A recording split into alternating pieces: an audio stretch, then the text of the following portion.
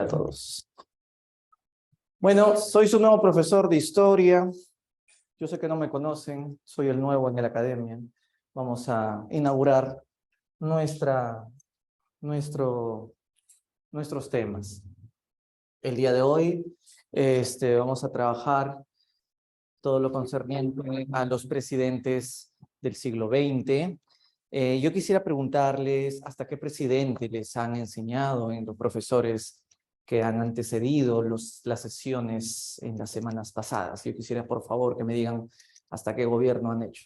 Ajá, hasta el presidente José Luis Bustamante y Rivero, correcto.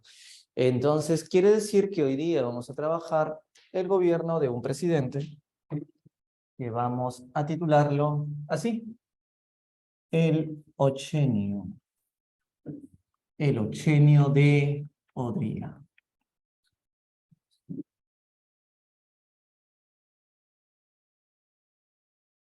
Bien, esa es la clase del día de hoy.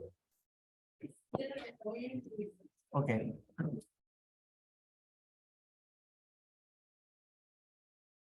Muy bien, empezamos. Vamos a hablar de lo que ocurrió en el Perú durante estos 8 años, que fue el gobierno de Odría.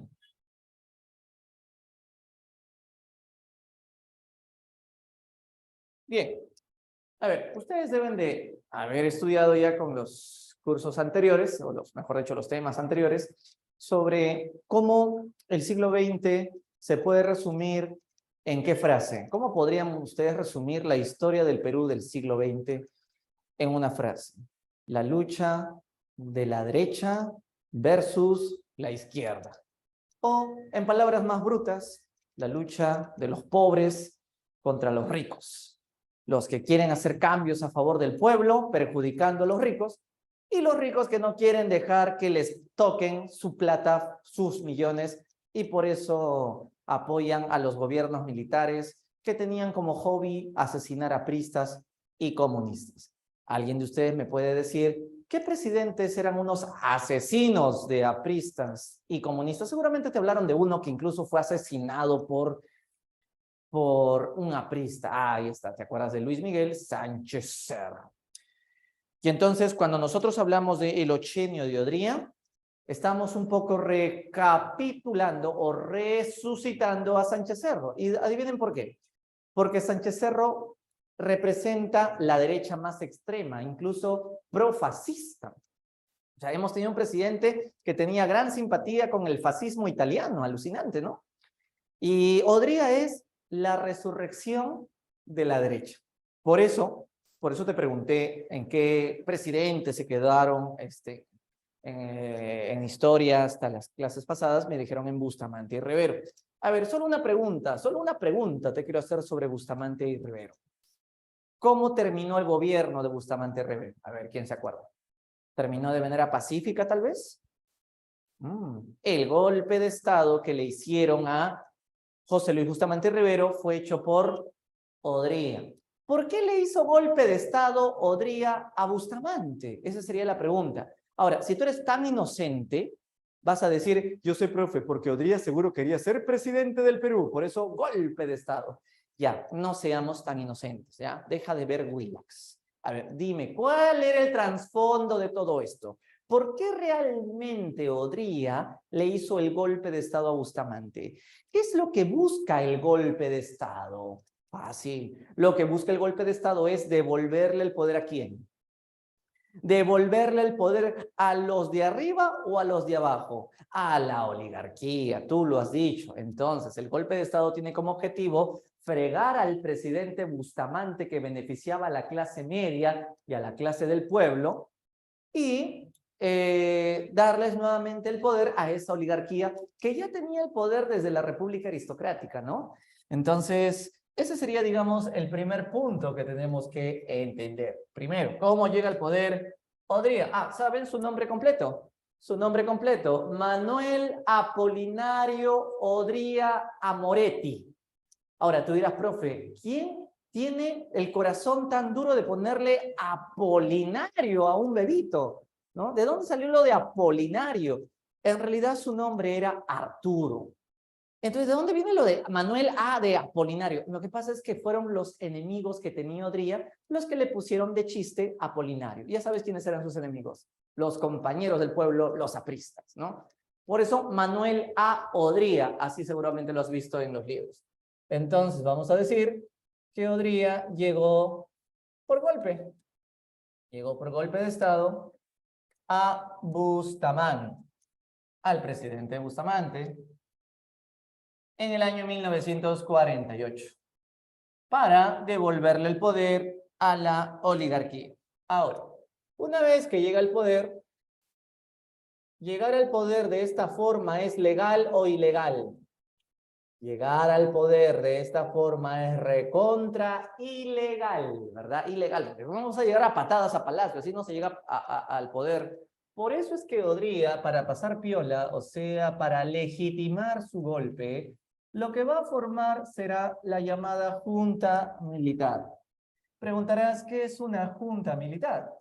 Una junta militar, como su mismo nombre lo dice, es un grupo de militares que gobernará momentáneamente el país porque no se han convocado elecciones todavía. Ahora, él ya estaba 2 años en el poder. Esto generó que empiecen a incomodarse, ¿verdad? Los peruanos, no solo las Fuerzas Armadas, también los peruanos, en Arequipa, por ejemplo, sabes que Arequipa es el departamento que más revueltas y hasta golpes ha hecho. Entonces los arequipeños empezaron a pedir pues que se vaya. Odría, si quiere seguir gobernándonos, participa en elecciones, pues Odría, no seas tan conchudo de llegar al golpe y no decir nada. La palabra democracia no existe en la boca de Odría. Entonces la gente sale a protestar a las calles, no aguantaron. El colegio de escolares, el colegio Independencia, un colegio de Arequipa, salió a las calles pidiendo que se vaya Odría, ¿no? Y Odría, pues que no creen en nadie, una represión brutal que les cayó. Pero al final eso generó que Odría no tenga más opción que renunciar. O sea, la presión generó que 2 años después él decida renunciar. El hecho de que él renuncie no fue para siempre. Él renunció como una estrategia política. Esa renuncia momentánea la vamos a llamar la bajada al llano. ¿Qué significa la bajada al llano? Bajada al llano quiere decir que él va a renunciar. Odría renuncia, pero no para siempre, sino hasta convocarse elecciones, asumiendo el poder un general llamado Zenón Noriega.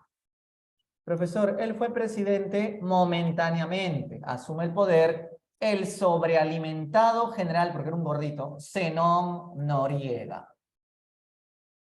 Y él se va a encargar de convocar a elecciones. Disculpe, profe, mi ignorancia. ¿Qué quiere decir bajada al llano? Bajada al llano quiere decir que estás arriba en el poder y luego dejas el poder y te caes, ¿no? O sea, caes al llano, ¿no? Es como que eres muy popular, pero un escándalo, ¿no? Y ¡pum! Caíste, ¿no? Caes, y eres uno más del común, ¿no? A ver, no tengo mis lentes. Podemos decir de transición o provisional, ¿correcto, Carlos? Es algo así como un gobierno momentáneo, un Sagasti, un Paniagua, ¿no? Pero general, pero un militar, eso sí. Entonces, él se va a encargar de convocar a elecciones. Ah, entonces en el año 50 se convocan elecciones. ¿Y adivina quién ganó? Ganó Odría. ¿Ganó Odría? Sí. ¿Y por qué ganó Odría? ¿Por qué crees que ganó Odría? Lo que pasa es que él fue el único candidato. Único candidato, sí. Pero, profesor, se supone que la palabra elección o elecciones viene de elegir. Y para elegir tiene que haber mínimo 2 candidatos, no 1. Bueno, Odría fue el único candidato. Pero tengo que contarte un secreto. En realidad sí había un contendor. El contendor de Odría se llamaba Ernesto Montagne, que era un coronel, candidato, que también estaba pues, participando.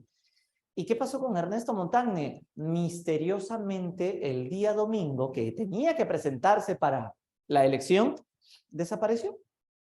No sabía ni rastro de él. ¿Adivina dónde lo encontraron? Lo encontraron tirado en la isla del Frontón. ¿Quiénes crees que se encargaron de dejarlo así a Montagne? quién sabe, ¿no? O sea, a ver, ustedes saquen sus conclusiones. ¿Quién crees que lo sacó de contienda? Ay, gracias.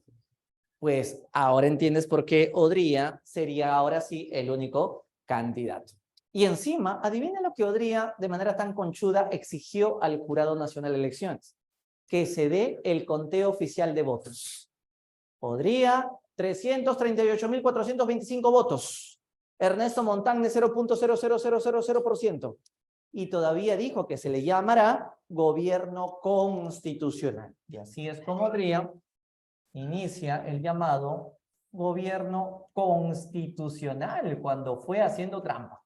Bueno, ni modo, ¿qué puedo decirte? Cuando te guste el poder, llegas como sea. Entonces, 6 más 2, 8, ochenio. No es lo mismo.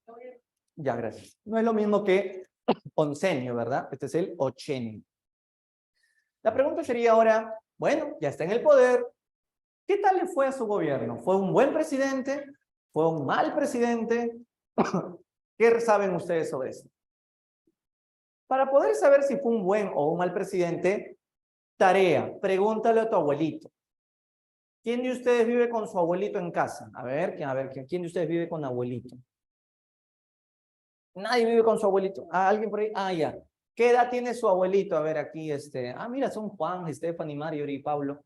Catherine. A ver, ¿qué edad tienen sus abuelitos? Para ver si llegan o no llegan.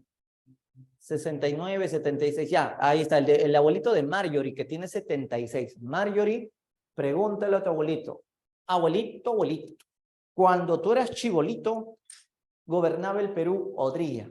¿Qué tal te parece su gobierno, abuelito? Si tu abuelito te dice, fue un buen presidente. ¿Eso qué significa? Eso significa que tu abuelito no era aprista, no era aprista.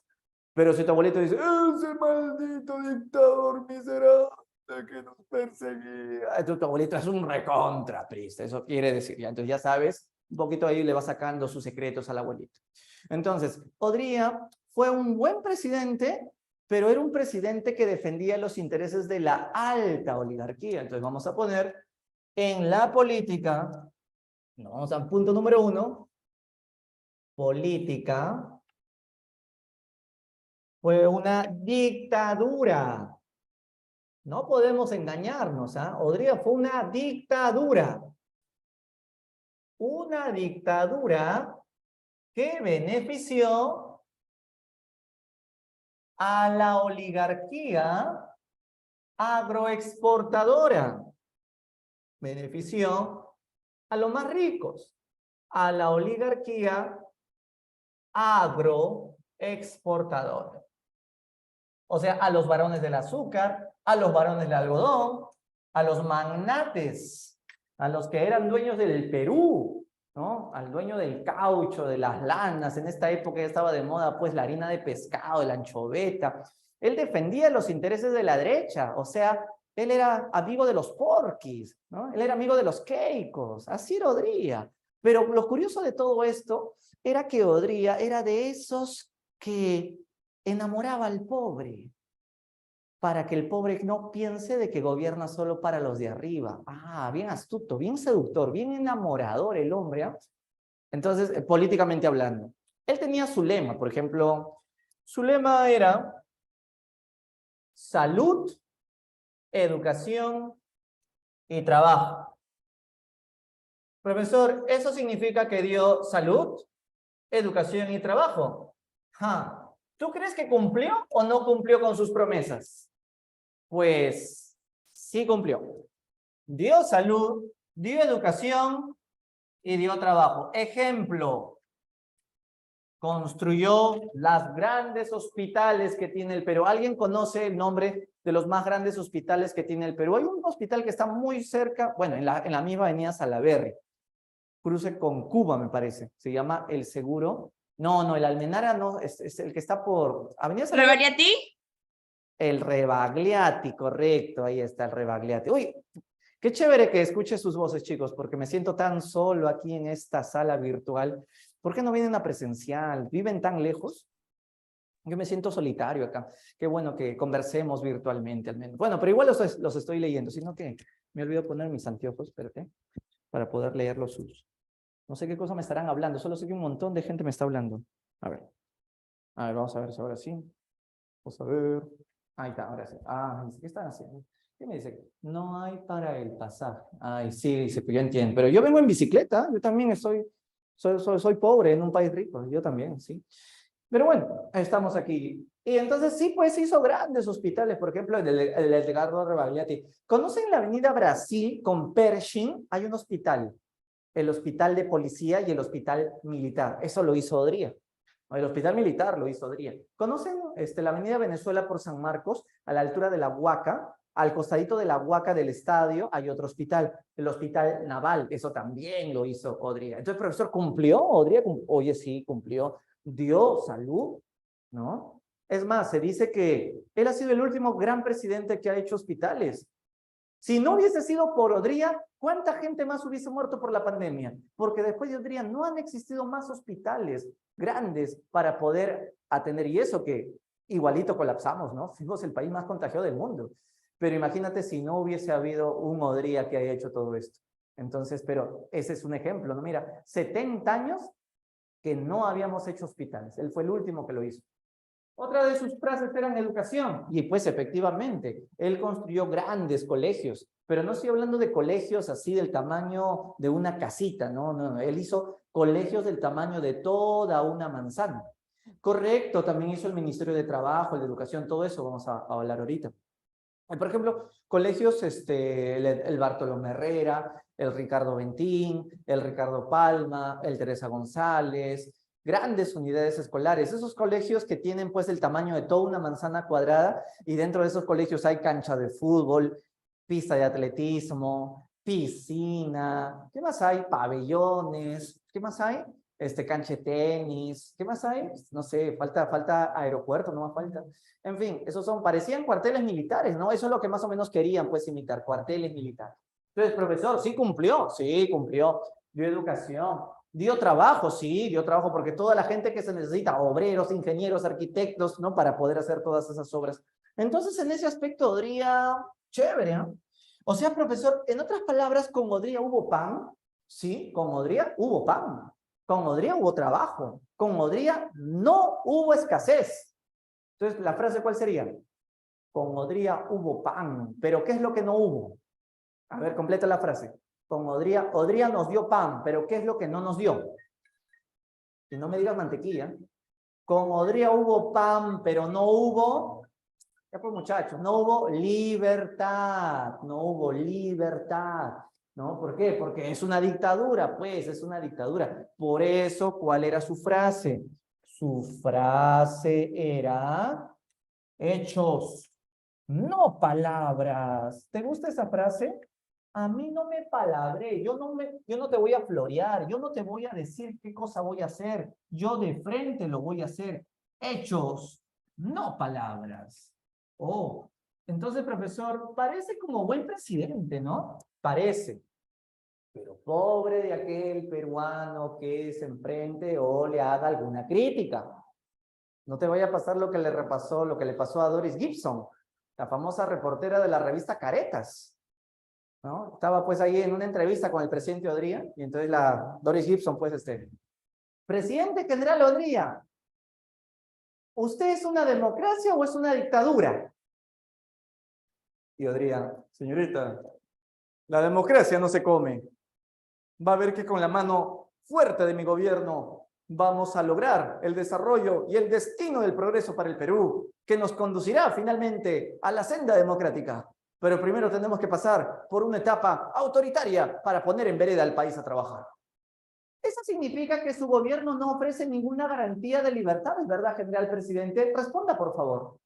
Señorita, salud, educación y trabajo, hechos y no palabras. La democracia no se come. ¿Cómo que no se come, general presidente? O sea que con su gobierno va a haber pan, pero no va a haber libertad. Se lo digo porque Víctor Raúl ahí de la Torre del APRA dice que el APRA promete pan y a la vez promete libertad. En cambio, su gobierno no promete ni libertad y aún no sabemos si prometerá pan. ¿Qué quiere decir al respecto, señor general presidente Odría? Señorita reportera, ¿para qué medio trabaja? Revista Caretas, Doris Gibson, soy nueva. Esparza Sañar, tú. Encárguese. ¿Quién era Esparza Sañartu? Era como decir el Vladimiro Montesinos de Odría. Al día siguiente, Doris Gibson tenía que irse del país, la revista Caretas quedó clausurada y el jefe de la revista Caretas tuvo que pedir visa para regresar al Perú después que lo deportó el gobierno. No te metas con Odría, ¿ya? ¿Te das cuenta cómo es una dictadura? Ahí no podemos chocar, ¿eh? Entonces, en este aspecto político, tenía unos personajes muy así siniestros, ¿no? Como el que te acabo de mencionar, ¿no? Que se llamaba Esparza Sañartu, que era su ministro de gobierno. ¿Pueden creer que antiguamente había un ministro de gobierno? Ministro de gobierno y policía todavía. Esos ministerios que tenían antes, el ministro de gobierno y policía era el que se encargaba de eliminar a los que criticaban a Odría, ¿no? Esparza Sañartu. Tú lo hubieses conocido. Este hombre era un chatito, era. Pero cuando estaba en el cuartel, le pegaba a los grandotes, le pateaba incluso a los tobillos y se iba corriendo, pero nunca se dejó callado. Era normal verlo por las calles de Lima, con su Cadillac negro de lunas polarizadas, a toda velocidad rodeado de las motocicletas de la policía, pues por todas las calles de Lima, ahí con su sin corbata bajaba, siempre con una mano en el bolsillo, otra con una copa de whisky en las reuniones, ahí siempre con su pedantería, su petulancia, Esparza Sañartu.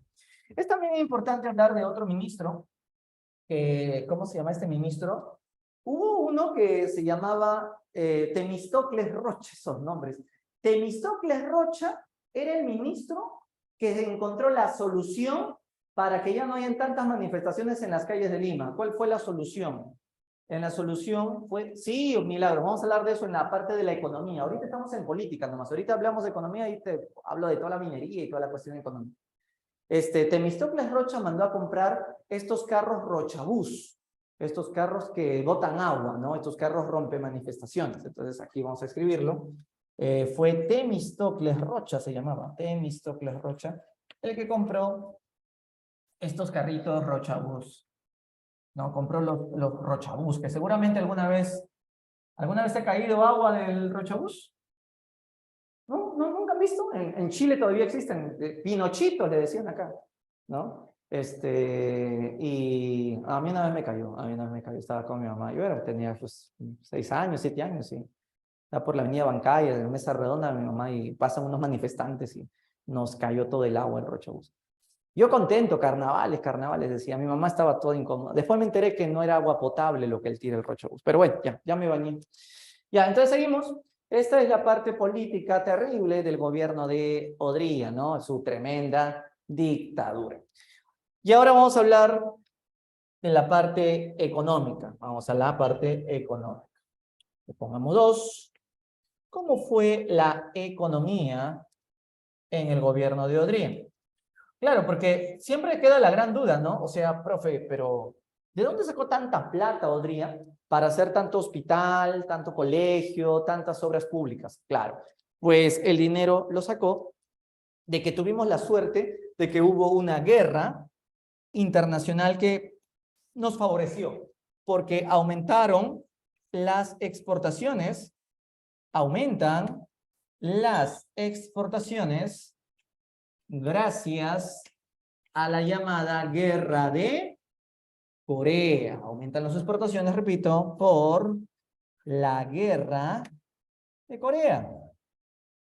Y ustedes lo saben por historia universal, ¿verdad? La Guerra Fría nos dio muchas guerritas. Pequeñas, no mundiales, menos mal, pero sí hubo guerritas. Y la Guerra de Corea va desde 1950 al 53. Profesor, ¿qué Corea se pelearon? Ya, pues si no sabes eso, ¿qué hacemos? La Corea del Norte y la Corea del Sur. A ver, ¿Estados Unidos a qué Corea apoyó?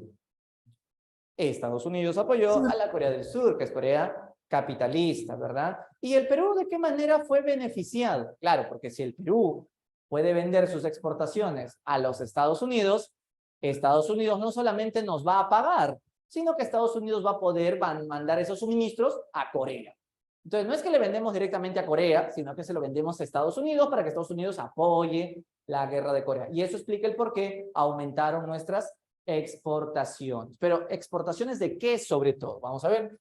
Lo que más creció fue, a ver, exportaciones. En esa época, mira, ya no era tanto ni azúcar ni algodón como era inicialmente en la República Aristocrática. Lo que estaba de moda en esta época era exportaciones de minerales, minería. Ahora, tampoco es que la agricultura la habíamos abandonado, no, tampoco estoy diciendo eso. Pero, por ejemplo, ya algodón también, algodón más que el azúcar incluso, pesca, era la novedad, la industria de la pesca, ¿no? Caucho, no podemos dejar el caucho atrás, petróleo, por supuesto, ya, pero ojo, esto es interesante porque si aumentan las exportaciones, entonces va a haber más dinero para el país, ¿de acuerdo? Pero acá viene una chistosada que hizo Odría, pues. Odría está demostrando que le gusta ser amigo económicamente ¿de quién? De Gringolandia, pues. En ese sentido, el Perú siempre ha sido un país que ha demostrado negociar bien o mal económicamente con el imperio norteamericano. Nosotros siempre hemos negociado recontra mal, relaciones asimétricas totales. Odría, por más que defendía la oligarquía, por más militar que era, se sometió al capital estadounidense. ¿De qué manera? Se supone que Odría, mínimo, tenía que haber subido o bajado los impuestos o aranceles de las importaciones que llegaban de Estados Unidos. Para que seamos dignos de respetar nuestro dinero, teníamos que haberle subido los impuestos de las importaciones. Este se lo bajaba, beneficiando así al capital extranjero. Bajó los aranceles a las importaciones. De esa manera, Odría está demostrando sometimiento a Estados Unidos. Y aún más, las inversiones estadounidenses que llegaron al Perú van a ser para recursos estratégicos. Sobre todo, ¿en qué recurso? Los gringos siempre nos han querido chupar. ¿Qué recurso? Dos recursos sobre todo: el petróleo y la minería. Bueno, el petróleo ya lo tenían desde 1914, porque tú sabes que el imperialismo desde el año 14 ya estaba aquí con fuerza, y el desgraciado de Leguía les había dado con el laudo de París la oportunidad para que nos sigan pagando 300 soles al año de impuesto del petróleo que explotaban de la hacienda de la Brea y Pariñas, de la refinería de Talara, de la llamada International Petroleum Company, que es subsidiaria de la Standard Oil Company Corporation, de propiedad de los Rockefeller, que son uno de los más grandes magnates del planeta. Pero no solo querían eso, ahora quieren nuestras minerías. Entonces, llega empresas norteamericanas como la Southern. Llega la Southern para explotar el cobre. La pregunta es, ¿cómo se llamó la misión que trajo Estados Unidos al Perú para recontrasometer aún más a Odría para que siempre le demos beneficios económicos? Fue la misión Klein, correcto. Así fue como llega la misión Klein, encargada de convencerlo a Odría para que sigamos dándoles preferencias, para no aumentarles aranceles, para dejar que vengan aquí empresas estadounidenses para seguir dejándonos una porquería de impuesto y explotando la riqueza. Y eso que a Klein lo que más le gustaba era tomar desayuno, y cuando le dimos nuestra pachamanca bien sabrosa de nuestro Perú, dijo, no, a mí no me gusta eso. Su desayuno era un café y 20 cajetillas de cigarro. Ese era su desayuno de Klein. Y entonces, esa sería la parte fregada de la economía norteamericana aquí en el Perú. Ahora, no solo eso, también hay que decir que la guerra de Corea, digamos, nos benefició. Eso es la parte positiva, pero solamente nos benefició hasta el año que la guerra acabó. Cuando la guerra acabó, cuando Corea termina, se acabaron las exportaciones, ¿no? Iba a decir que cuando Corea ganó, porque ninguna Corea ganó, pues, ¿no? ¿Cómo terminó la guerra de Corea? Tú lo sabes por historia universal. pues terminó en una tregua, ¿no? En la tregua de Panmunjom, ¿no? Por eso es que todavía siguen habiendo dos Coreas, ¿no? Claro, no es que una Corea le ganó a la otra, hasta el día de hoy siguen en pausa la guerra, sino que me has hecho acordar que yo tenía un alumno coreano, y el alumno coreano, con la justa se hablaba, pues me entendía, en el colegio, ¿ya? Entonces yo le decía, ¿cómo te llamas? Y justo estaba haciendo Guerra de Corea porque enseñaba universal en colegio, y entonces yo le pregunto, a ver, ¿tú de qué Corea eres? Corea del Sur, me dice. Ah, ya, y a ver, ¿usted sabe cómo termina la Guerra de Corea? Ah, Tratado de Panmunjom. Ah, sí sabe, le dije, claro, pues es coreano, ¿cómo no sabe? ¿Y qué hubiese pasado si tu Corea cae? ¿Cómo? ¿Qué hubiese pasado si tu Corea cae? O sea, si tu Corea perdía, pues no me entendía. No entiendo cómo dice, ¿qué pasa si, o sea, si tu Corea pierde, si tu Corea cae? Me dice, si mi Corea cae, cae mi pantalón, me dice. Ya, de ahí nunca más le pregunté ya más nada, ya, ahí lo dejé. Bueno, es un problema tener alumnos así coreanos. Vamos ahora con la parte social. Vamos a hablar de la parte social de Odría, porque en lo social sí hay cosas interesantes que Odría hizo. Por eso es que a Odría lo llaman que fue un presidente populista, un presidente populista. ¿Alguien sabe qué quiere decir para ti populismo? Una consulta, ¿Odría tenía partido o no? No tenía partido. Sí, ¿cómo llegó al poder? Llegó por golpe, ¿no? Entonces no tenía partido. El que sí tenía partido era su contendor, Ernesto Montagne. Pero era un partido que no es partido, pues, porque los partidos no desaparecen, ¿no? Son cascarones. Además, la palabra partido no es un término que me guste usar. Perú Posible no es partido, por ejemplo. Fuerza Popular no es partido, son cascarones de partidos. Partido, el APRA, eso es partido. El Partido Comunista, ese es partido, ¿no? Por principio, por contundencia, por solidez ideológica, por militancia, por querer cambiar el mundo, ¿no? Aunque ahorita el APRA ya no existe, pero el APRA no es que ha muerto, ¿no? El APRA está ahí dormido, ¿no? Ya resucitará pronto. Los demás siempre han sido vientres de alquiler nada más. Bueno, sí. Además, como dicen los apristas, el APRA nunca muere, ¿no? Solo jode, ¿no? Ya. Entonces, volviendo. Sí, pues, Odría, ¿qué significa ser populista? Populista quiere decir que eres un presidente que llegas a los asentamientos humanos y regalas cosas para que la gente te quiera. ¿Nunca te ha pasado que un candidato toca tu puerta y te da un tepa? ¿Nunca te ha pasado?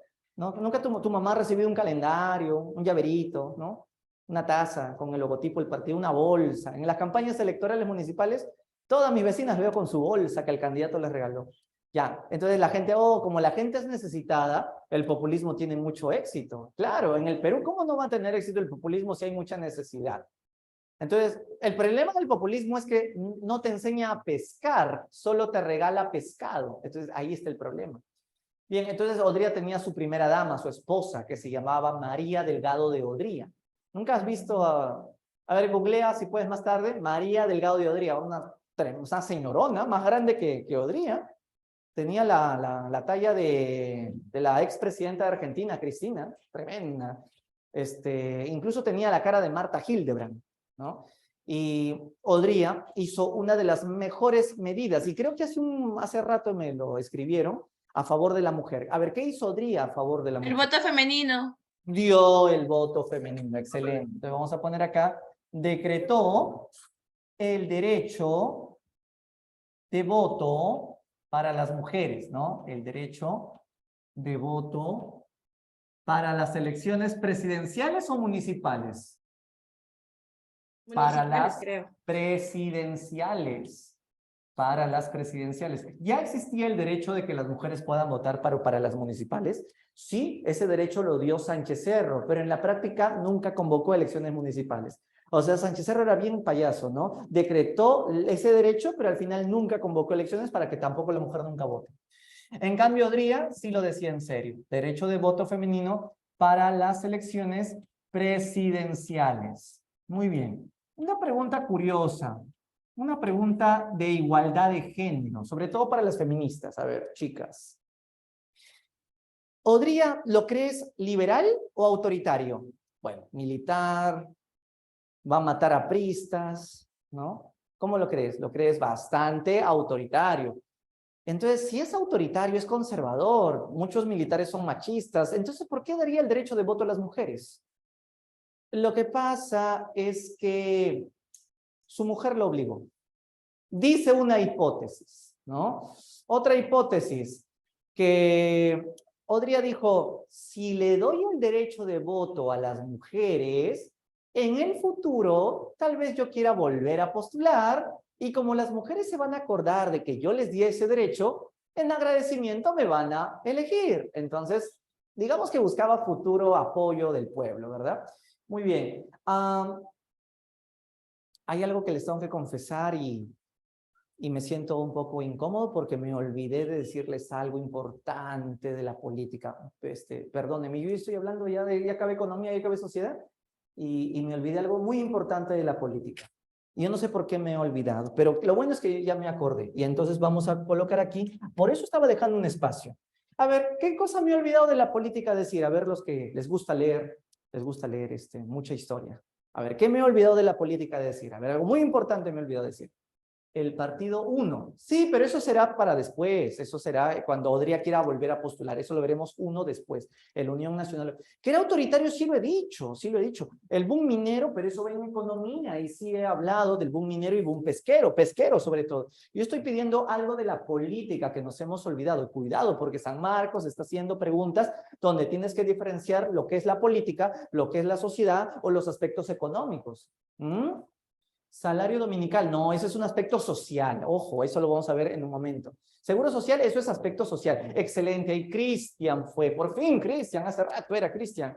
La ley de seguridad interior, eso vamos a ponerlo acá, en política. Dio la ley de seguridad interior. ¿Y en qué consiste esa ley? Esa ley consiste en que si tú ves en la calle a un aprista, métele bala y no vas a ir a la cárcel. ¿Por qué no? Porque el gobierno te está dando el permiso que asesines a los apristas. Si es un comunista, métele 2 balas en nombre del gobierno. Sí, porque a Odría no le gusta el terrorismo. Porque para Odría, ¿quiénes son terroristas? Los apristas y los comunistas. Bueno, siempre la derecha ha dicho eso, ¿no? Siempre la derecha ha dicho eso. Por eso es que hoy día la derecha dice que Castillo es comunista. ¿Ustedes creen que Castillo es rojo, muchachos? Díganme la verdad.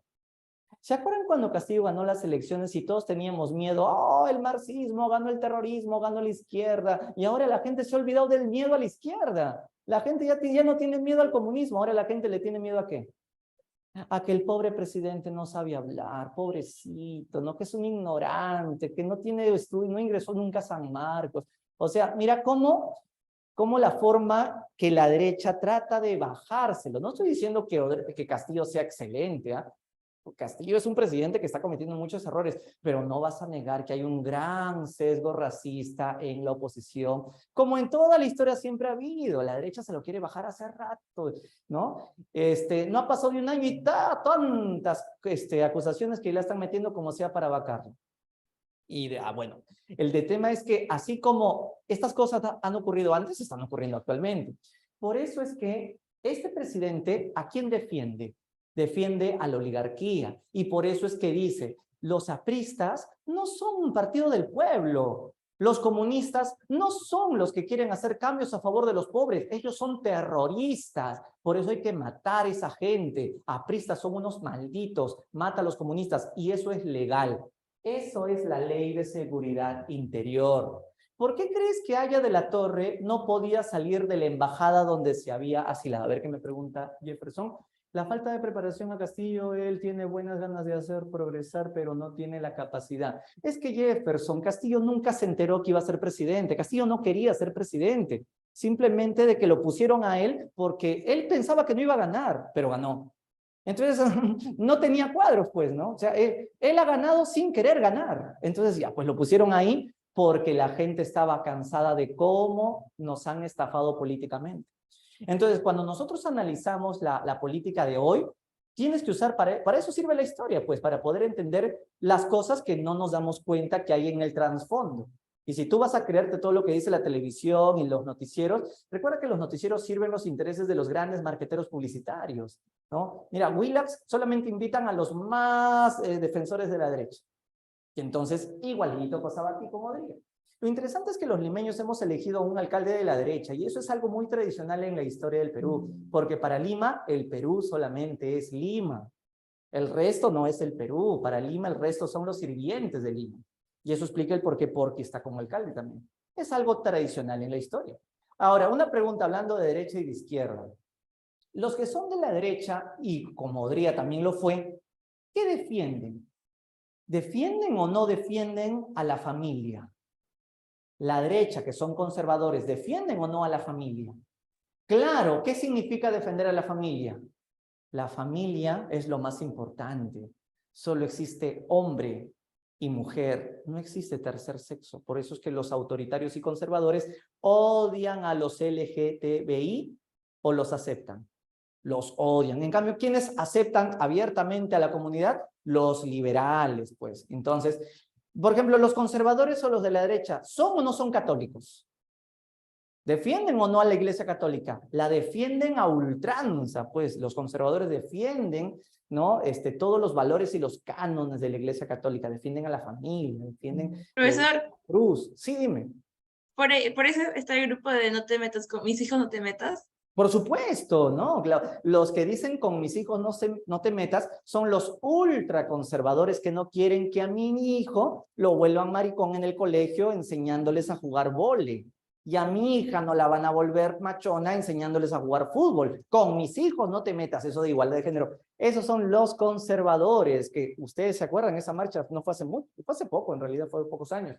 Igualito pasa aquí. Los apristas y los comunistas tienen que ser perseguidos políticos. Aya de la Torre, por cierto, ¿en qué embajada se había asilado para que no le metan bala? En la embajada que estaba en Javier Prado, en la embajada de Colombia. No, de México no. Él se asila en la embajada de Colombia que queda en Javier Prado con Avenida Arequipa. Y el chistoso de Odría había ordenado que todos los Rangers, los militares del ejército, rodeen la embajada por todos los 4 perímetros y hagan unas excavaciones, así como cuando rompe Sedapal la pista, para que desde ahí apunten a la ventana de Aya de la Torre. Aya de la Torre, pues, no podía hacer nada. Al final, Aya de la Torre, ¿ante quién tuvo que pedir ayuda internacional? Él se fue a la ONU. Bueno, le mandó mensajes a la ONU para pedir justicia ante la Corte Internacional de Justicia de la Haya. Entonces, Haya pidió ayuda a la Haya. Y al final le dio la razón, la Corte de la Haya le dio la razón a Aya de la Torre para que Odría le permita un salvoconducto para que se vaya a Colombia, al país de Colombia, y que no lo vaya a capturar. Entonces, de esa manera, Odría, rugiéndose los dientes, tuvo que dejar que él pueda irse a Colombia. Y luego regresó. Entonces, de esa forma, Aya de la Torre pasó 6 años durante el gobierno de Odría, ¿no? Autosecuestrado o asilado en dicha embajada. Muy bien, una pregunta. ¿Qué otro presidente antes de Odría también tenía como hobby matar a apristas y comunistas? Hace un rato les pregunté a ver Sánchez Cerro. Excelente, Sánchez Cerro. Eso explica por qué un aprista o un hijo del pueblo lo mató a Sánchez Cerro aquí en el campo de Marte, o sea, acá a 4 cuadras, ¿no? Lo que antiguamente era el hipódromo de Santa Beatriz. Bueno, ahora sí, volviendo a la parte social, habíamos dicho que decretó el derecho de voto femenino para hacer elecciones presidenciales. A ver, ¿qué más hizo? Hace un momento me estaban ayudando con las otras obras sociales que hizo. Por ejemplo, el seguro, ¿no? A ver, yo me acuerdo que habían escrito el seguro social del empleado. Y eso es interesante porque si ustedes son pobres y tienen una enfermedad, puedes atenderte en el seguro gratis. Eso es gracias a Odría. ¿Ustedes alguna vez han ido al seguro? Vas al seguro, por ejemplo, en pandemia, un pariente mío estaba mal, entonces dije, no te preocupes, voy a ir al seguro, dame tu carnet y yo te voy a sacar cita para que tú no vayas, y luego tú vas cuando ya te toque la cita. Era el 28 de julio del año 2020, ¿no? En plena pandemia, y el seguro me dice, sí, hay cita para el 3 de junio del 2021, me dijeron. No, no es broma, eso me dijeron, que la cita era para el otro año. Entonces yo como que, como que, Odría, no nos has ayudado mucho en ese aspecto, ¿no? Pero bueno, al menos a nada, como dicen, tú sabes que la salud para el pobre no existe. Entonces, también dio otras cosas, aparte del seguro social del empleado, ¿qué más? Dio salario dominical también dio, ya. Pero todo esto que está haciendo es parte de su populismo. Por ejemplo, algo bien populista es algo que hasta ahora existe. Normalmente en los trabajos, ¿cuántas gratificaciones se da al año? ¿Cuántas gratificaciones se da al año? Claro, es lo mismo que el SIS, tú lo has dicho, Carlos. Solamente que ahora le ponen seguro integral de salud, ¿no? 2 gratificaciones, eso lo hizo Odría. Él creó las gratificaciones por fiestas patrias y por Navidad. Gratificaciones por fiestas patrias y Navidad, se sobreentiende, correcto. Parte de su populismo también estaba en hacer felices a los pobres. A ver, la pregunta es, los pobres, a ver, ¿qué hacen los presidentes para que los pobres nunca se enteren de que son pobres? O en todo caso, para que nunca reaccionen y nunca se rebelen contra los opresores. ¿Qué hacen? Bueno, ¿qué es lo que le gusta a un pobre para olvidarse de todo el resto de su desgracia? A ver, ¿cómo Marx le llamaba el opio del pueblo? ¿Cómo se llama? Es un deporte bien bacán. Se llama el fútbol. El fútbol es el opio del pueblo. Entonces, de esa manera... ¿El Estadio Nacional? Crea, correcto, el Estadio Nacional. El moderno Estadio Nacional. Ahora, el Estadio Nacional ya existía, pero había sido un regalo del centenario que nos los dio. A ver, ¿qué país nos regaló el primer estadio de fútbol como parte de nuestro centenario de la independencia? Nos lo regaló Inglaterra, pero nos regaló las tribunas de madera.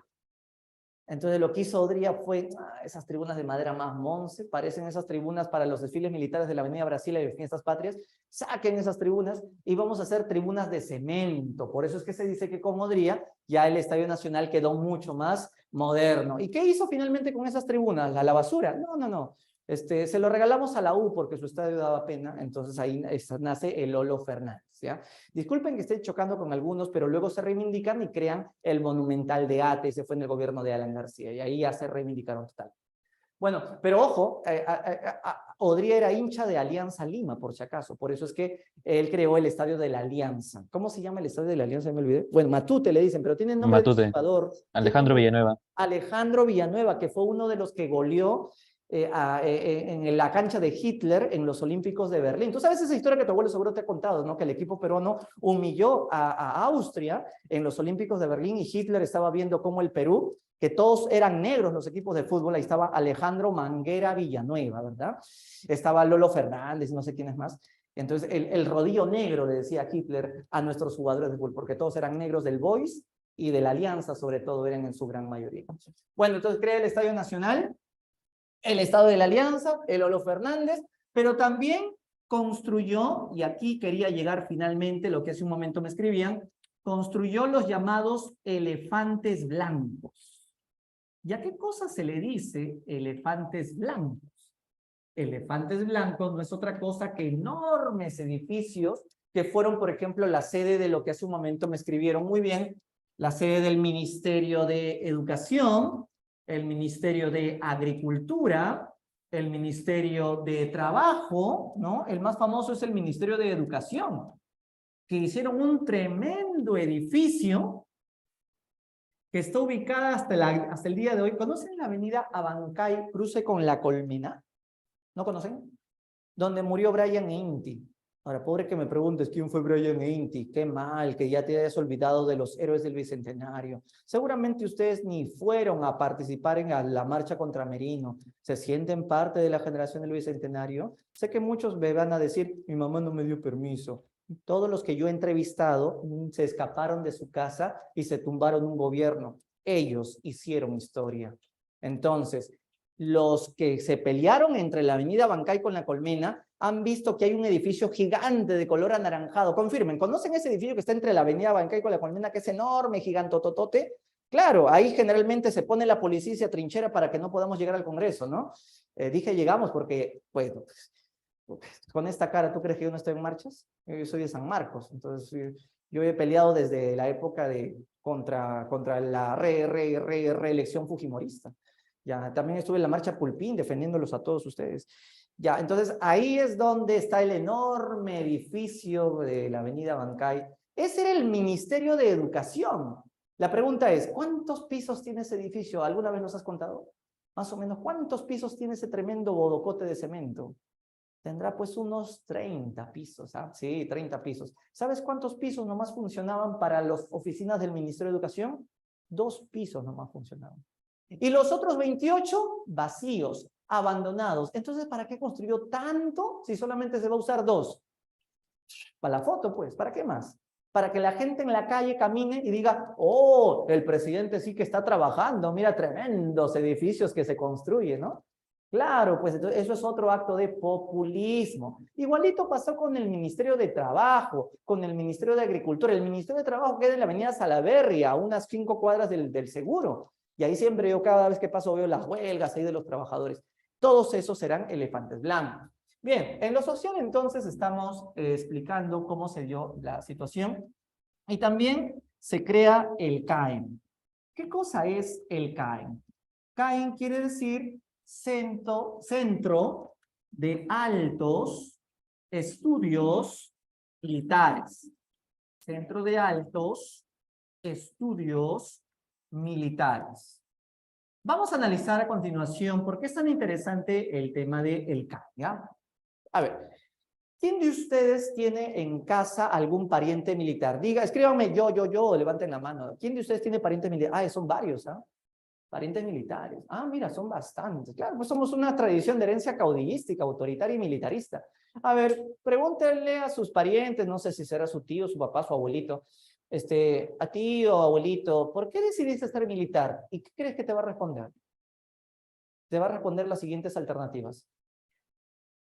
Porque pagan bien, o si no, porque tendré trabajo asegurado. Otros, tal vez más nacionalistas, porque tengo vocación de servir a la patria, ¿no? Porque amo mi país. Otro, ¿por qué? Ah, porque no ingresé nunca, hijo. No, puede ser. Entonces, pero otros tal vez te digan, soy militar porque tengo un proyecto para cambiar el Perú. A ver, ¿qué tipo de proyecto? A ver, ¿cuántos tipos de militares existen en el Perú?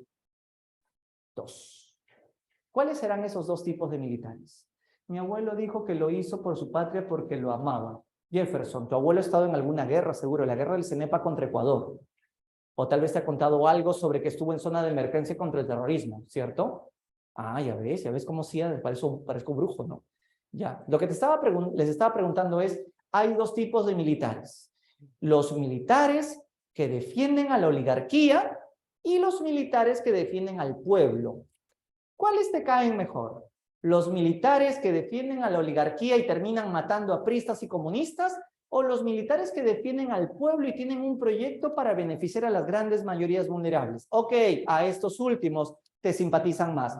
Estos militares que querían hacer un proyecto para hacer un país mejor, se inscribieron en este instituto, que no era un instituto, es el CAEM, que se llama Centro de Altos Estudios Militares. ¿Sabían que hasta el día de hoy existe? Solo que ahora termina en Centro de Altos Estudios Nacionales.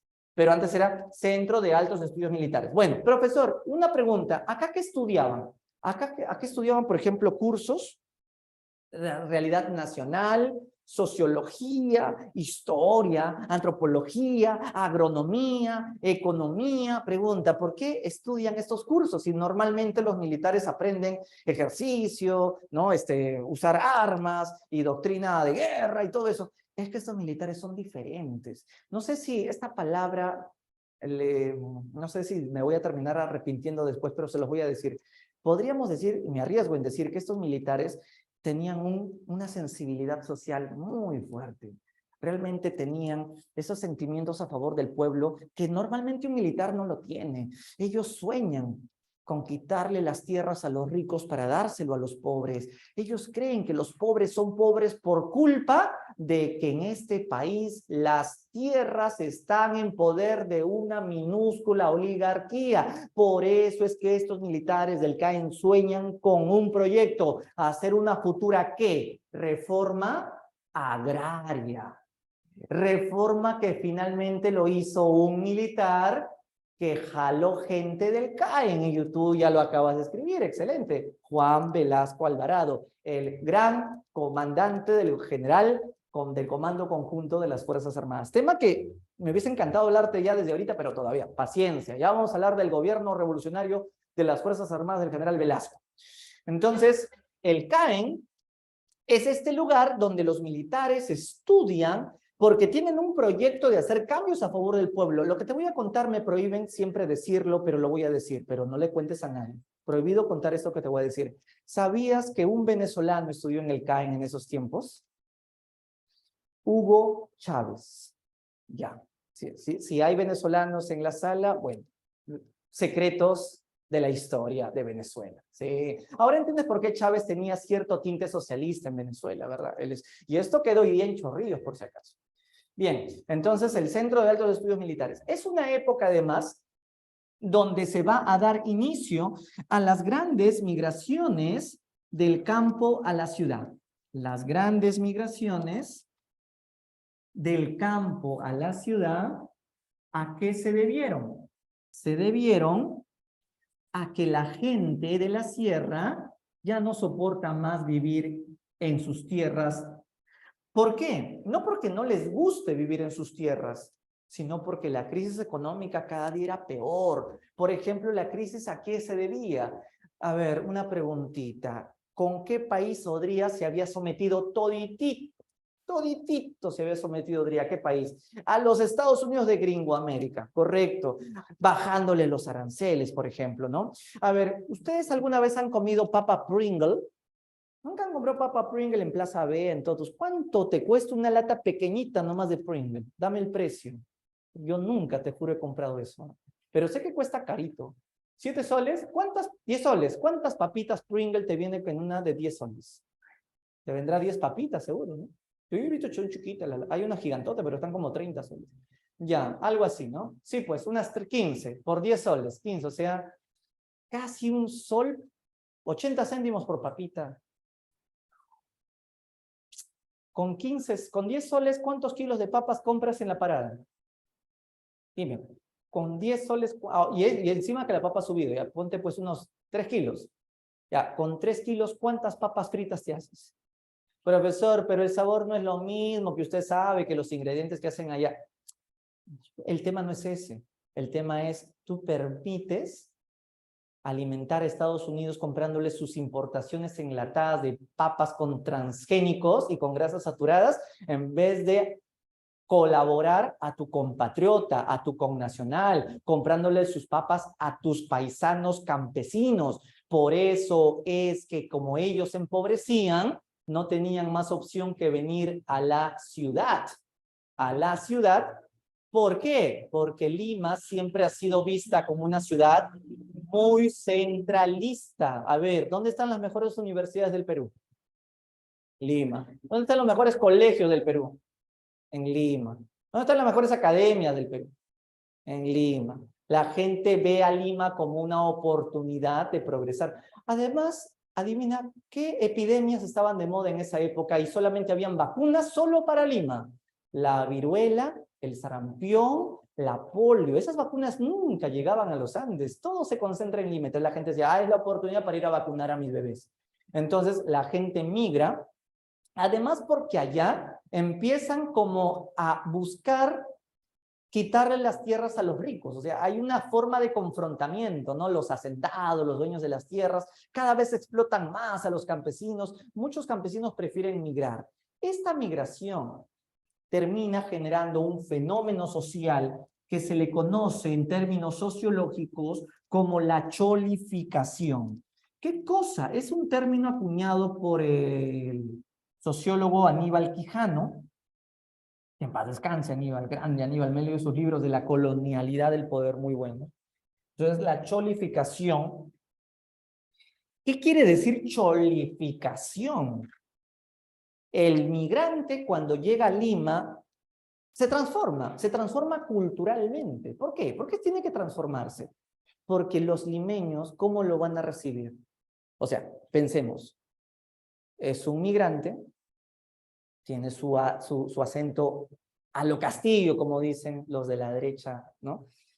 Viene con su traje típico, y entonces Lima lo ve como, bienvenidos peruanos, ustedes son de otra cultura, que tienen seguramente problemas, les vamos a dar la mano, bienvenidos compatriotas. ¿Tú crees que así fue la bienvenida de Lima a los migrantes? ¿Cómo fue realmente? ¿Qué quieren acá? Apestan a mote. Ustedes vienen acá a traernos sus enfermedades. ¡Qué asco! El huayco andino viene a esta Lima llena de pituca aristocracia. Por eso es que le dieron la espalda. No tuvieron más opción que adaptarse. Y el cambio consistió, primero, quitarse todo lo que tenían encima. Su poncho y su chullo lo cambiaron por un polo amarillo, se volvieron heladeros, otros por un polo de la Alianza, se volvieron ambulantes, otros se pusieron su gorrito, otros se pusieron pues su carreta y se pusieron a vender pues ¿no? En el centro de Lima. Habían surgido los vendedores ambulantes. ¿En qué lugar de Lima surgieron las primeras carpas de caldo de gallina? Aquí cerca, en Plaza Unión y Plaza 2 de Mayo. Entonces, ¿tú sabes cómo vivía, dónde estaba ubicado las casas de la aristocracia? ¿En qué actual distrito de Lima vivía la poderosa aristocracia del Perú? Vivía en lo que hoy es el Cercado de Lima. Miraflores, ¿cómo vas a decir? En Miraflores todo era chacra, en Miraflores no existía. En Miraflores, ¿qué cosa crees nomás había? Habían flores. Pobre que me digan San Isidro no existía. San Isidro era una hacienda del antiguo conde Isidro, ¿no? Barranco no existía, en Barranco solamente había un barranco, ¿no? Para que te caigas a la herradura. Chorrillos no existía, en Chorrillos solamente habían chorros de agua. La Molina, las Casuarinas, todo eso era cerro, todo estaba abandonado. Lima solamente era el cercado de Lima. ¿Conocen la Plaza Bolognesi? De la Plaza Bolognesi hasta el Palacio de Gobierno, al espaldas del río Rima, hasta ahí terminaba nomás Lima. Cuando llega la migración al centro histórico, ¿qué hace la oligarquía? No soporta más. No puedo seguir oliendo más a la cholada, me voy. Esa aristocracia no tuvo más opción que huir a estos terrenos que estaban alrededor del centro histórico. Y ahí recién aparece Miraflores, San Isidro. Por cierto, ¿cuál fue el primer distrito de Lima que no era nada más que chacra y fue el primer lugar donde migró la antigua aristocracia huyendo de los migrantes? Es lo que pertenece ahorita a la avenida Arequipa, cuadra 12, canal 5. ¿Conocen canal 5, canal 4? ¿Cómo se llama esa urbanización? Se llama Santa Beatriz. Santa Beatriz fue el primer lugar donde huyeron los antiguos aristócratas. Luego ya se fueron hasta Miraflores, hasta San Isidro, y luego cuando ya no habían más casas hacia el mar, tomaron los cerros, pero estoy hablando de cerros pituncos como La Molina, Surco, Las Casuarinas, ¿no? Luego dicen que los de San Isidro, con Miraflores, querían unirse con los de Monterrico, ¿no? Para que sigamos construyendo y hacer un cinturón de casas de clase A. Pero no pudieron unirse porque apareció Pamplona Alta y lo cortó, ¿no? Y se puso en el medio. Por eso es que cuando tú visites San Juan de Miraflores, Puente Atocongo, haz un experimento. Estás en el Puente Atocongo, miras a la derecha y ves las casitas de Surco bien bonita. Miras hacia la izquierda y vas a ver el Cerro de Pamplona Alta. Y luego miras más allá y vas a ver Monterrico. Entonces existe un muro en Lima que separa Monterrico de San Juan de Miraflores, ¿no? Ciudad de Dios. Justamente, no sé si conocen Ciudad de Dios, se llamó así porque esta migración llegó un 24 de diciembre, que era justo vísperas del Día del Niño Dios, ¿no? Por eso le llaman Ciudad de Dios a esa zona. Luego tenemos Pamplona, que es un nombre que le pusieron a una ciudad de España. Y esto es el cono sur. El cono sur es Villa María del Triunfo, que más parece Villa María del Fracaso. Pero esta la cámara. El cono norte tenemos a Comas, a Puente Piedra, a Caraballo. Entonces tenemos aquí dos grandes conos que empiezan. Profesor, Esto, ¿no? Ahorita profesor. algo. Están cambiando la batería. Bueno, entonces el tema de las migraciones han generado muchos subtemas que hay que analizar, porque no solamente, ojo, fue un tema racial, también el proceso de migración fue un tema de vivienda, como ya te dije, entraron al centro de Lima y se quedaron acá, y surgen los ambulantes, y también surgen las estafas, ¿no? La famosa estafa. Esto me lo contó mi profesor de San Marcos. ¿Alguna vez has escuchado esa frase que dicen, oye, tú recién has bajado, ¿no? ¿Por qué lo dices? Porque te han agarrado de cholito. Claro, pues imagínate el migrante que inocente entra a Lima, solito ha llegado a la capital, está caminando por la Plaza San Martín, ¿no? Y bueno, ha vendido todas sus vaquitas y tiene algo de plata para alquilar casa. Entonces viene el limeño salamero, criollo, el que se cree la última chupada del mango, el que no se deja pisar el poncho, ¿no? Dice, ole Serrano, ¿qué quieres acá en Lima? ¿Para qué vienes a dar mal aspecto? No, señor, vengo buscando casa, voy a alquilar un cuarto para poderme a trabajar. ¿Así? A ver, ¿tienes plata o no? Sí, he vendido mis animalitos en mi tierra, me han dado un poco de plata a mí. Y, este cholo tiene plata. Amigo lindo, bienvenido a la capital. Oye, ¿está buscando un terreno? Te vendo mi terreno. ¿De verdad, señor? Te vendo mi terreno. Y le vendía la Plaza San Martín. Le sacaba una hoja de un cuaderno que tenía ahí, le hacía una finta de un título de propiedad, firma acá, papá. Ya está, chao, esa es tu plaza. Estafa total. A la primera te la hicieron, a la segunda ya no te la hacen. Por eso es que surge el achoramiento, lo que se conoce como la cultura la cultura del pendejo, la cultura del achorado, ¿no? Del que a mí no me la hacen, ¿no? Entonces, por eso es que termina el cholo finalmente respondiéndole, ¿no? Respondiéndole. Ya no existen, pues, cholos que agachan la cabeza. Sobre todo esa horizontalidad en el trato o esa forma de dominar al otro es después de la reforma agraria, porque muchos agradecen a Velasco que liberaron al indígena de la servidumbre de las haciendas, y ahí empieza el trato mucho más a ser más confrontacional, porque antes era pues el típico peruano que agachaba la cabeza y decía, sí señor, sí señorcito, sí señorcito, pero ahora ya no, ahora todo es una forma de lucha de poder, pues que empieza a surgir. Entonces, este proceso también se ve en la música. El hombre andino por primera vez escuchó, o sea, en Lima por primera vez escuchaba huayno. Al limeño nunca le gustó el huayno. A nosotros nos gusta el rock, decía. Entonces, ¿quieres vivir aquí? Escucha rock, actualízate. Entonces, la música huayno se mezcló con el rock. A ver, ¿qué sale del huayno con el rock? Ahí sale la música chicha. Entonces surgió Chacalón, Pascualillo. Entonces, en los años 80 aparece esta música que le canta a quién. A ver, tú sabes, ¿a quién le canta Chacalón? Chacalón le canta al muchacho provinciano, ¿no? Que se levanta muy temprano para ir con sus hermanos a trabajar, ay, ay, ay, ay. O sea, la música chicha es una recreación de cómo el migrante trabaja de sola a sola, lucha como ambulante para sacar adelante a sus hijos y termina pues viviendo en los cerros y hacen sus casitas con esteras. Y entonces Lima crece de una manera ya mucho más desordenada. Y todo esto va a tener sus secuelas pues a largo plazo. A largo plazo, la consecuencia va a ser que estos hijos de migrantes finalmente son la segunda generación, ¿no? Muchos de ellos van a progresar, van a tener sus tiendas en Gamarra. Mira, tú visitas nomás Los Olivos, Los Olivos es un distrito sumamente emergente. Si tú haces una encuesta sobre de dónde proceden ellos te van a decir que la mayoría provienen de Ancash, la mayoría ha migrado del norte, ¿no? Entonces ellos finalmente han llegado a San Martín de Porres, a Los Olivos, y tienen desde sus hostales hasta sus spas, sus pollos a la brasa, sus tiendas chiferos. Entonces esos son emergentes. Y los hijos de ellos son los que terminan pues postulando a las universidades, ¿no? Y el problema es que los hijos de los migrantes no saben si pertenecen al mundo de sus abuelos o al mundo de Lima. Por eso son los principales bulliados, pues, ¿no? ¿Han visto algunas veces que en los colegios se matan por bullying? Muchos de eso es producto del tema de que ellos mismos no saben en qué esfera social están ubicados, porque muchos de ellos dicen, a ver, mi abuelita es quechohablante, ella escucha sus guaynos, pero mis amigos escuchan rock, y yo no puedo escuchar rock en mi casa porque mi abuelita dice de que esa es música de pastrulos. Entonces, pero tampoco puedo escuchar guayno porque en la academia me van a decir que soy un cholo. Entonces yo no sé en qué mundo me identifico. No soy ni del mundo andino, y el mundo limeño también me ha expulsado de su cultura oligarca. Entonces al final no tengo identidad. Y cuando uno no tiene identidad entra la depresión. Y muchos de ellos tratan de identificarse con algo más anarquista.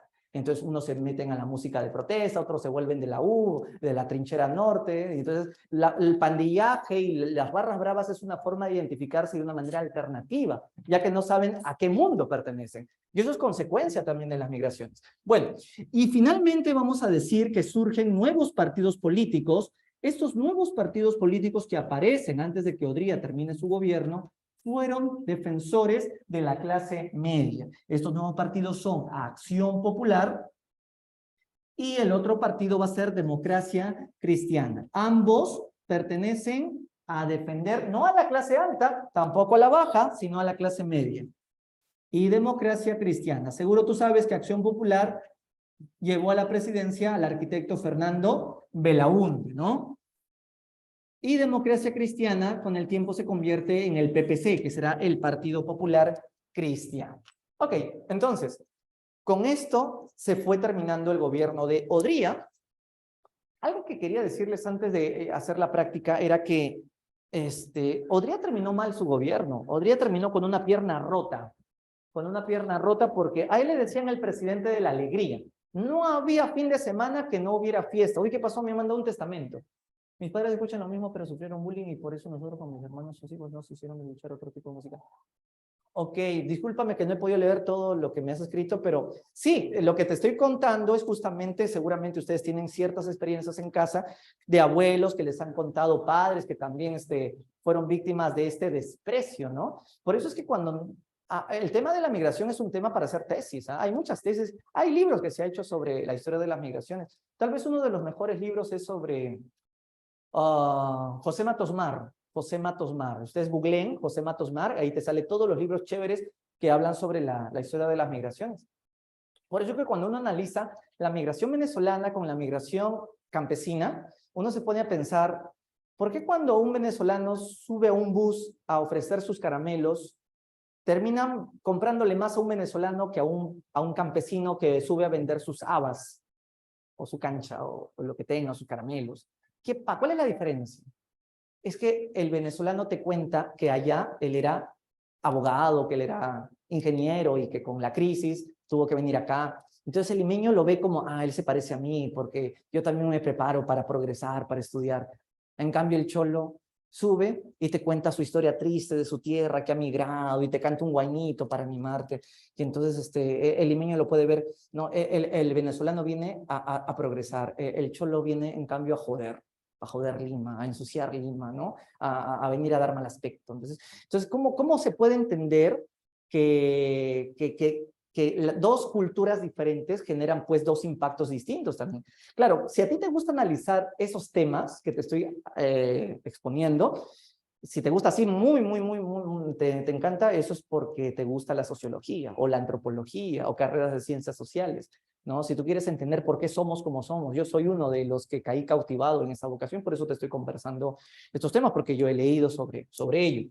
Bueno, voy a ver qué aspectos se me están escapando de Odría, para ver si ya estamos listos para la práctica. A ver, hasta aquí, vamos a preguntarles tipo examen, ¿ya? A ver, ¿para qué Odría hace el golpe? Te lo expliqué, ¿verdad? Odría hace el golpe para devolverle el poder ¿a quién? A la derecha, a la oligarquía. A la oligarquía. Correcto. ¿Cuántas etapas tuvo su gobierno de Odría? Facilito. Dos etapas.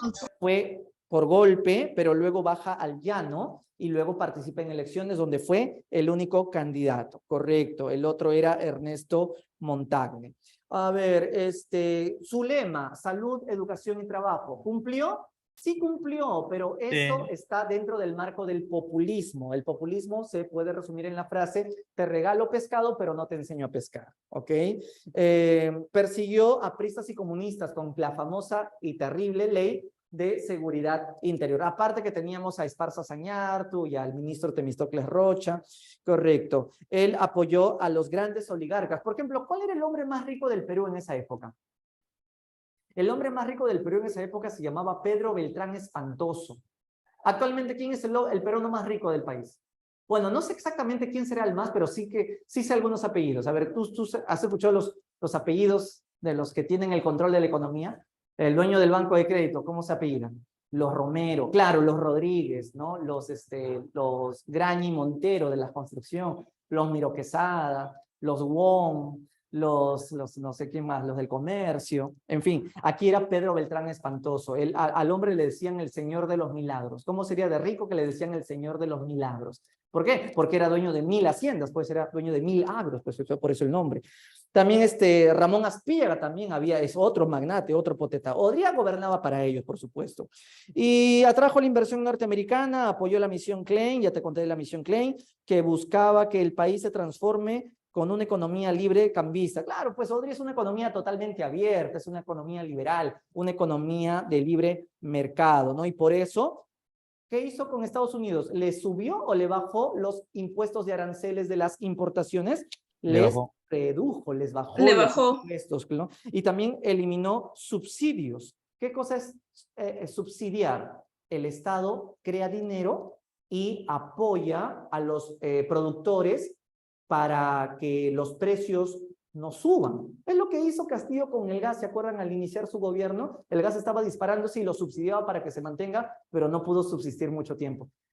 Odría no subsidió, eliminó los subsidios para que los precios estén caros nomás, para que se alineen a los precios internacionales, ¿no? Esos son medidas liberales, ¿no? Entonces, las exportaciones aumentaron gracias a qué guerra les dije.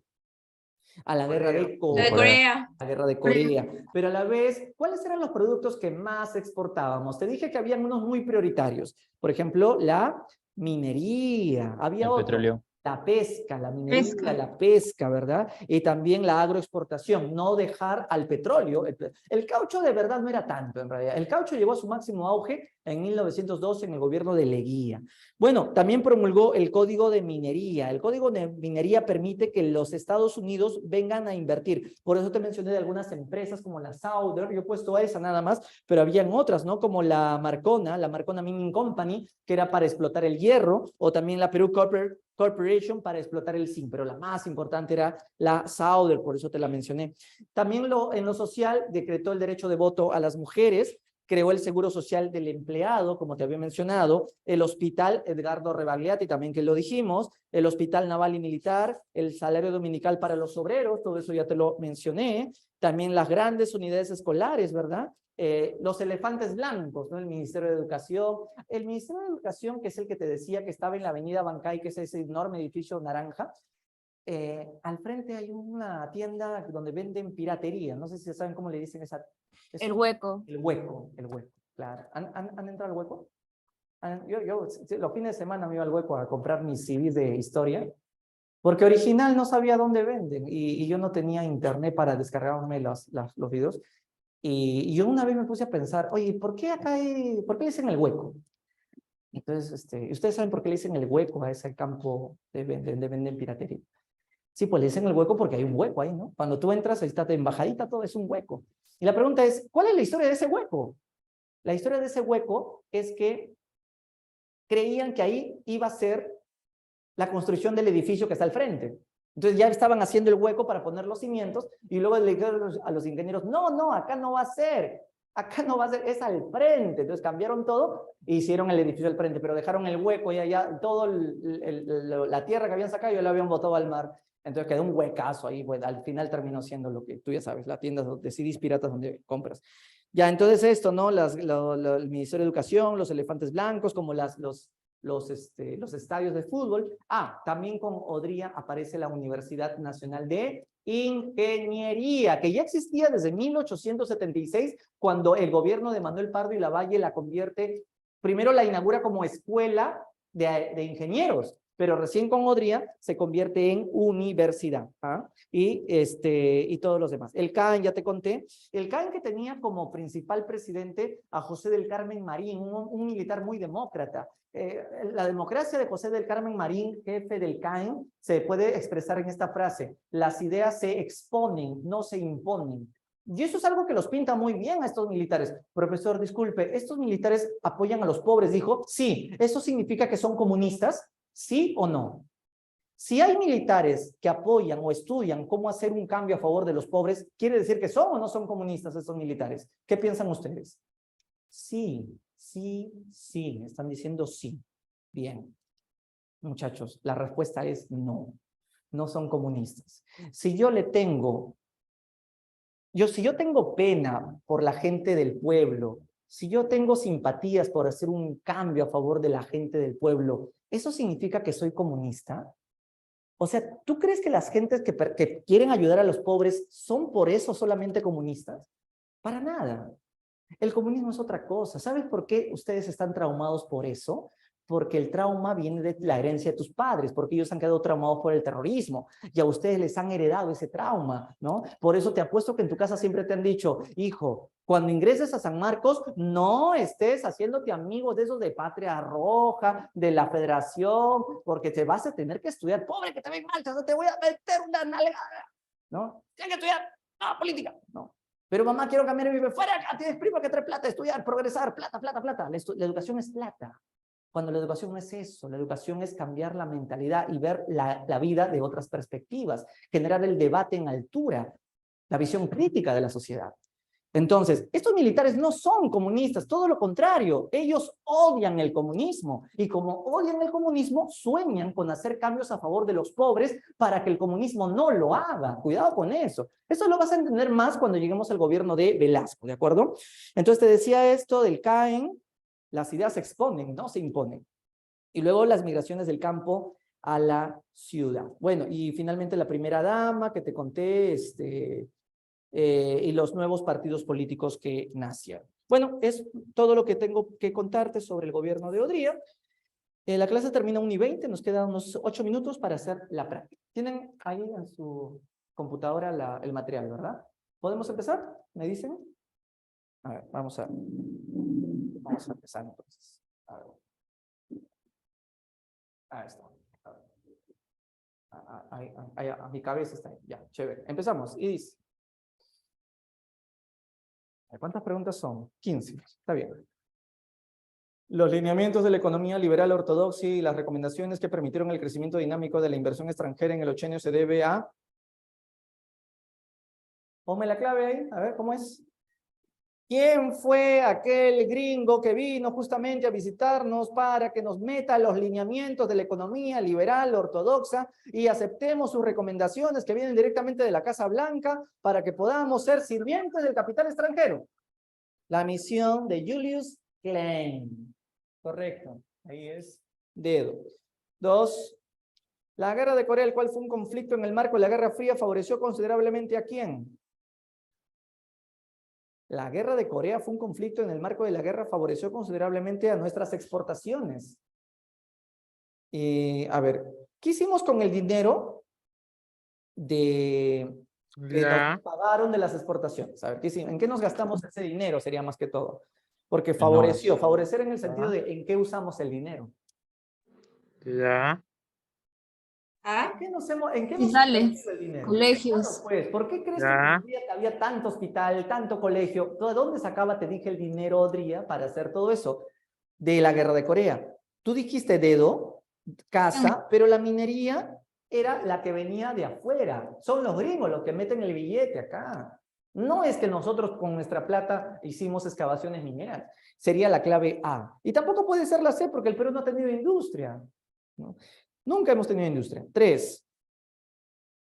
En la economía liberal implementada por el gobierno de Odría se plasmó una ley de minería, la cual favoreció el capital extranjero ¿con qué? Facilito. ¿De qué manera beneficiábamos al capital extranjero? Subiéndole o bajándole los impuestos. Bajando. Por supuesto, bajándole los impuestos, reduciendo impuestos. 4. Identifique 2 asuntos que corresponden al gobierno de Odría, conocido en la historia como el ochenio. A ver, con Odría ¿obtuvimos las 200 millas marítimas? No, pues eso fue antes. Perseguimos a pristas y comunistas. Ese Odría, ¿cómo perseguía a pristas y comunistas? Por eso es que Odría es la continuación del tercer militarismo. Alianza con la oligarquía pituca exportadora, recontraderechistas, ¿no? Inversión norteamericana en caucho y pesca. En caucho y pesca. La inversión norteamericana era más en minería y petróleo, pero más en minería. 2 y 3. La clave es 2 y 3. Beso. 5. El golpe de Odría a Bustamante significó la restauración. El golpe se hizo para devolverle el poder. Ya. La derecha oligarca, ¿no? 6. Una de las características principales del denominado ochenio de Odría en lo social fue en lo social. A ver, algo que pasó en lo social. El boom de la pesca, eso es economía. Dedo. Desaceleración de las exportaciones, eso es economía. El apoyo al bloque Pero- comunista en Lazo. al comunismo, el Perú nunca apoyó al comunismo. Claro, las migraciones del campo a la ciudad. ¿Cuál fue el primer cerro que fue invadido por los migrantes? El primer asentamiento humano es el Cerro El Pino, ¿no? Donde hoy está el distrito de El Agustín. Ese fue el primerito, invadido desde 1946. Pregunta 7. ¿Cuál de los siguientes acontecimientos u obras se desarrollaron durante el Ochenio? Ajá. Acontecimientos u obras que se desarrollaron en el Ochenio. Dedo. Reglamentación de la ley del divorcio y matrimonio civil, no, porque eso fue en el gobierno de Sánchez Cerro, ¿eh? Eso te lo han enseñado con Sánchez Cerro. Promulgó la ley de seguridad interior, claro, para bajarnos a pristas y comunistas. Adhesión a la política de Alianza para el Progreso, no, eso fue en los años 60, en el gobierno de Prado, Ugarteche, que lo vamos a ver la próxima. Establecimiento del CAEN, sí, con Odría nace el CAEN, la 2 y la 4. ¿Confirmado? Del, claro, 2 y 4. Pregunta 8. En el gobierno de Odría persiguió opositores. ¿En qué respaldaba la persecución a los opositores? Facilito. ¿Cómo se llamaba esa ley que le lleva a los apristas Ley de y a los seguridad interior. comunistas desde Sánchez Cerro? Con Sánchez Cerro se llamaba ley de emergencia. Ojo, con Odría se llama ley de seguridad interior. Correcto, la C. Pregunta 9, la que corresponde a Odría. ¿Con Odría se crea el Comando Conjunto de las Fuerzas Armadas? No, eso será comprado Ugarteche, que lo veremos próxima clase. ¿Estableció el Seguro Social del empleado? Seguro Social, claro, donde tú te atiendes y sacas cita para el siguiente año. Claro que sí lo hizo. ¿Inició la construcción del muelle del Callao? No, el muelle del Callao se hizo en el gobierno del Pan Grande. ¿A qué presidente le decían el presidente Pan Grande? Porque Billingworth. de este tamaño los panes si votabas por él. Billingworth, ya, entonces no. 4, ¿creó el CAEN? Sí, el CAEN aparece con Odría, solo la 2 y la 4. Pregunta 10. El gobierno de Odría dispuso de cuantiosos fondos fiscales, bla, bla, bla, y con esa plata se empleó para la educación, y dicha bonanza económica estuvo favorecida por la, facilito, que internacionalmente nos benefició ¿la qué? La guerra de Corea. La D, ¿no? La guerra de Corea, la guerra de Corea. Actualmente, ¿qué Corea es la que quiere siempre fregar a los Estados Unidos? Norte. Corea del Norte. Norte. Corea del Norte. ¿Cómo se llama el dictador ese coreano que le gusta jugar PlayStation? Se llama Kim Sin el loco. Jong-un, Kim Jong-un, hijo de Kim Jong-il, nieto de Kim Il-sung, ¿no? Me acordé. Ya, pregunta 11. Ya. Durante el Ochenio, como parte de la Guerra Fría, ¿qué? Chun Chin Chon. No, eso no. Como parte de la Guerra Fría se desarrolló la Guerra de Corea, lo cual permitió al gobierno de Odría, facilito, ¿qué permitió la Guerra de Corea para nosotros? ¿Nos benefició en qué?